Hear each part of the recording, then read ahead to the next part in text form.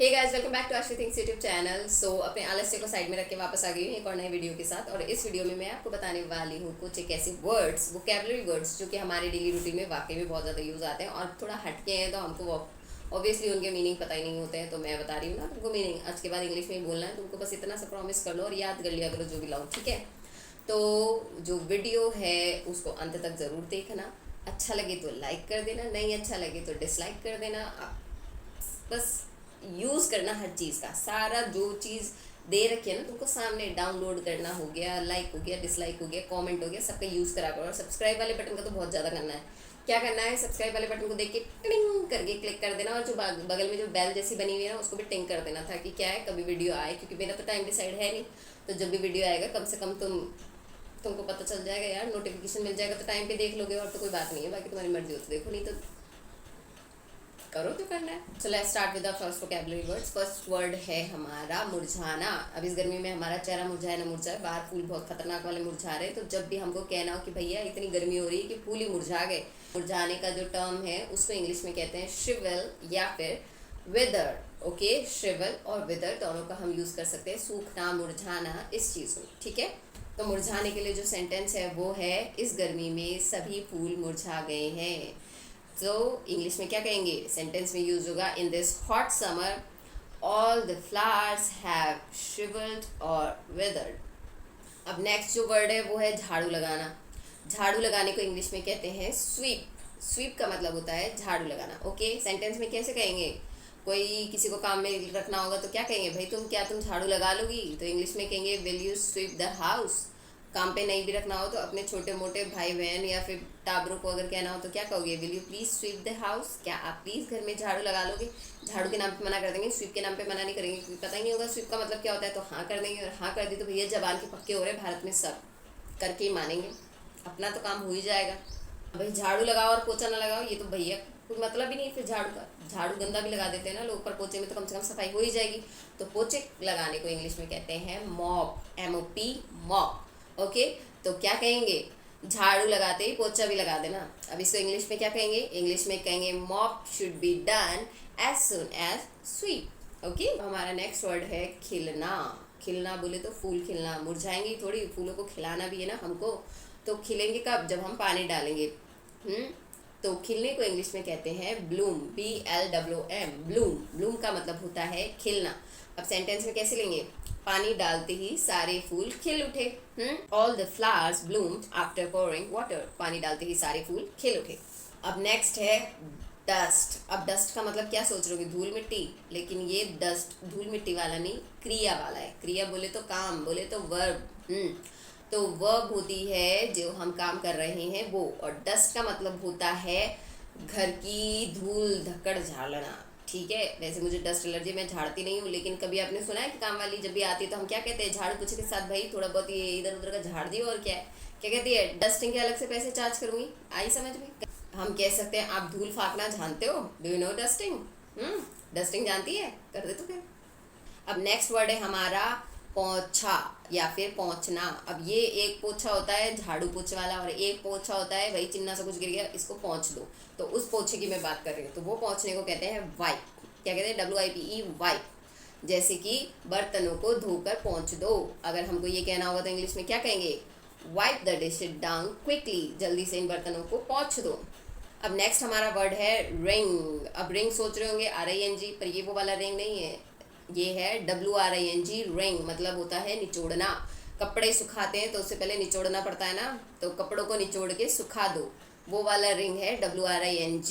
इन कपड़ों को निचोड़ कर सुखा दो, इसको इंग्लिश में कहेंगे ringing out these clothes and dry them.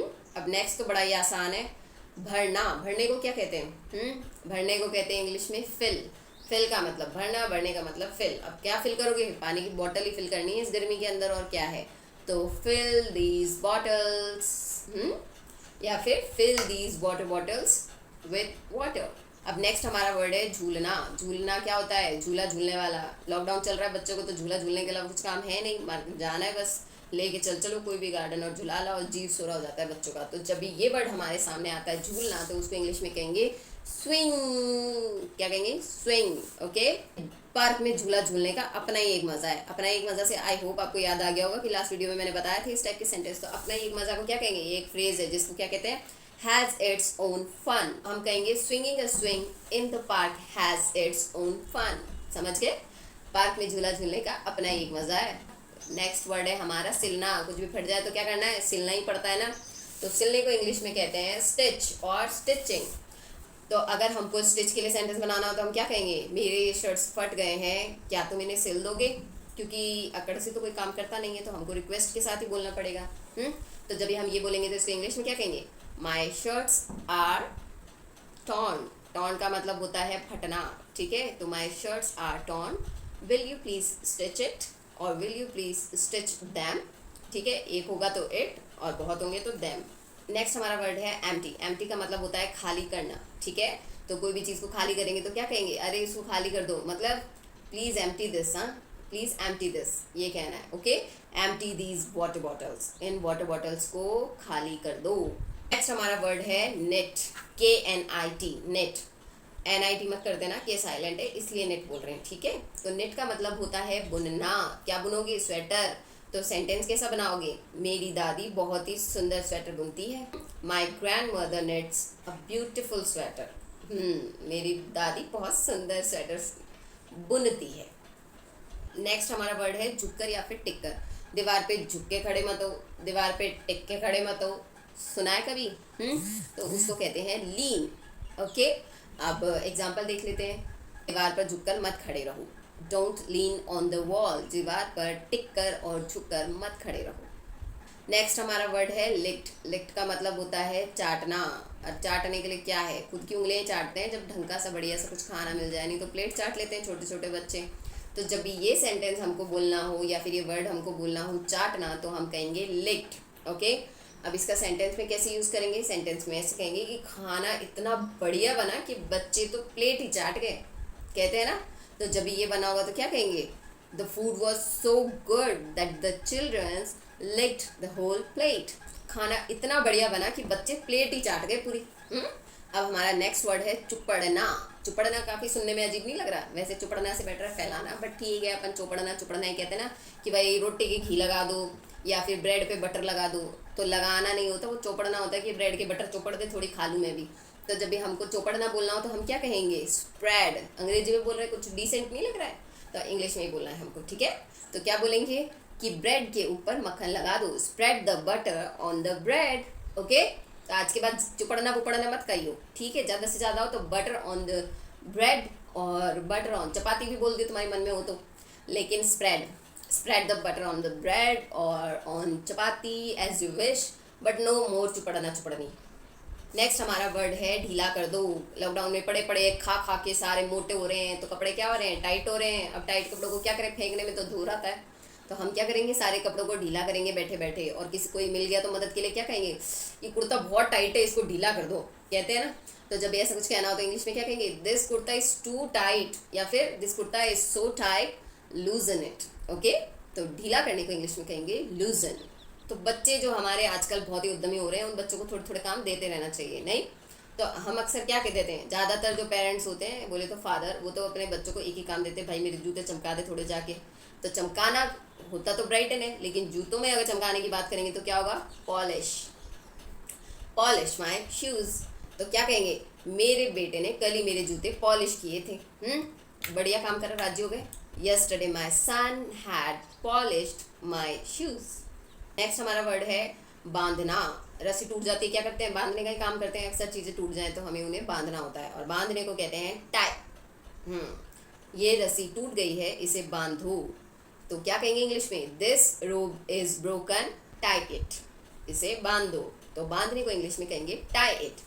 अब नेक्स्ट वर्ड है चटकना। चटकने का मतलब होता है क्रैक। अक्सर क्या चीज़ क्रैक होती है, या तो प्लास्टिक क्रैक होती है या फिर ग्लास क्रैक होता है, और दीवारें भी कभी कभी चटक जाती हैं तो क्रैक हो जाती है ना बीच में से। कहते हैं अरे ये क्रैक है सर, क्रीम लगा लो। और क्रैक है सर किसके लिए लगाते हैं, हमारी एड़ियाँ भी चटकती हैं क्या। Okay, so point is crack का मतलब होता है चटकना। तो हम एग्जाम्पल क्या लेंगे, ये एक चटका हुआ ग्लास है, अगर हमको ऐसा कुछ बोलना हो तो क्या कहेंगे, इट्स अ क्रैक ग्लास, ये चटका हुआ ग्लास है। घर में बैठे बैठे आपस में एक दूसरे से छीना छपटी करने की बहुत आदत होती है लोगों की, और बाहर जाओ तो भी बहुत होती है। तो छीनने को इंग्लिश में कहते हैं स्नैच। स्नैच का मतलब होता है छीनना।